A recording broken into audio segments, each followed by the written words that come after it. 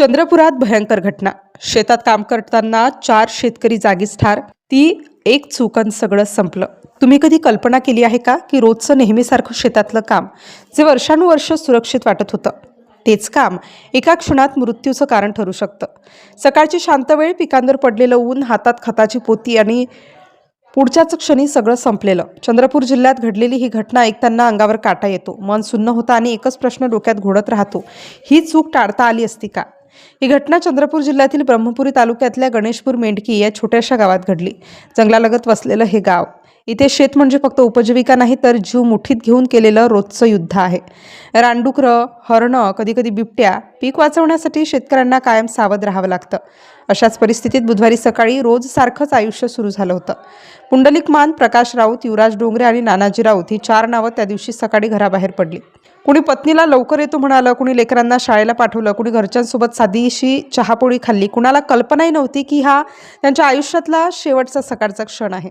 शेतात खत टाकायचं काम होतं। प्रकाश राऊत त्यांच्या मालकीचं शेत, जे थेट जंगलाला लागून आहे। याच शेतात वन्य प्राण्यांचा त्रास नेहमीच असतो। पीक वाचवण्यासाठी अनेक शेतकरी वेगवेगळे उपाय करत असतात।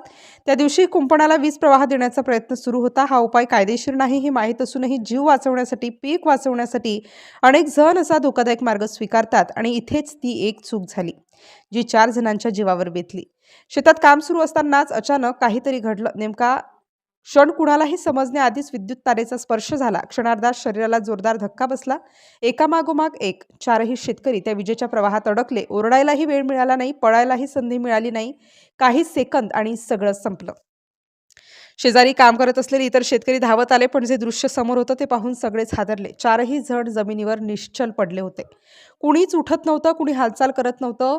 त्या शांत शेतात अचानक मृत्यूची दहशत पसरली। या घटनेनं 2 शेतकरी गंभीर जखमी झाले, ते थोडक्यात बचावले। त्यांना तात्काळ उपचारासाठी रुग्णालयात दाखल करण्यात आलं। त्यांची अवस्था पाहून एकच प्रश्न सर्वांच्या मनात होता, जर ते वाचले नसते तर मृतांचा आकडा आणखी वाढला असता का? या जखमीच्या साक्षीमुळेच पुढे या घटनेचं नेमकं कारण स्पष्ट होणार आहे, असं प्रशासनाचं म्हणणं आहे। घटनेची माहिती मिळताच ब्रह्मपुरी पोलीस, स्थानिक प्रशासन आणि वीज मंडळाचे अधिकारी घटनास्थळी पोहोचले। शेतातील परिस्थिती पाहून सगळे सुन्न झाले। साधं खत टाकण्याचं काम आणि त्याचा शेवट 4 मृतदेहांमध्ये। पोलिसांनी पंचनामा केला, तपास सुरू केला। नेमकी चूक कुणाची, वीज प्रवाह कसा दिला गेला, कुठे दुर्लक्ष झालं, या सगळ्या प्रश्नांची उत्तरं शोधली जात आहेत। पण तोपर्यंत गावात जे वातावरण आहे ते शब्दात मांडणं कठीण आहे। गणेशोत्सवाचा काळ सुरू असतानाच ही घटना घडली। जिथे घराघरात आनंद, ढोलताशांचा आवाज, तिथे अचानक 4 घरांवर शोककळा। गणपती बसण्याआधीच या घरांमध्ये अंत्यसंस्काराची तयारी सुरू झाली। गावात कुठेही हास्य नाही, कुठेही उत्सवाचा उत्साह नाही, सगळीकडे एकच शांतता आणि हळहळ। मृत शेतकऱ्यांच्या घरच्यांचा आक्रोश पाहून डोळे पाणावतात। तो तर सकाळी हसत हसत निघाला होता, आज लवकर येणार होता, उद्या लग्नाची बोलणी करायची होती, अशा वाक्यांनी सगळ्यांचं काळीज फाटतं। एका चुकीने 4 कुटुंबाचं आयुष्य कायमचं बदललं। या घटनेनंतर गावकरी आणि नातेवाईकांनी उच्चस्तरीय चौकशीची मागणी केली आहे। शेतकऱ्यांना वन्य प्राण्यांपासून संरक्षणासाठी सुरक्षित आणि कायदेशीर उपाय का दिले जात नाहीत? शेतकरी का स्वतःच्या जीवाशी खेळायला मजबूर होतो? हे प्रश्न आता अधिक तीव्र झाले आहेत। ही घटना फक्त 4 मृत्यूची नाही, ही घटना इशारा आहे। शेतात काम करताना घेतलेले छोटे निर्णय, क्षणिक दुर्लक्ष, चुकीचा उपाय याची किंमत किती भयंकर असू शकते, याचं जिवंत किंवा म्हणावं तर मृत उदाहरण म्हणजे चंद्रपूरची ही घटना। आज ते 4 शेतकरी नाहीत, पण उद्या पुन्हा कुठे अशीच एक चूक होणार का?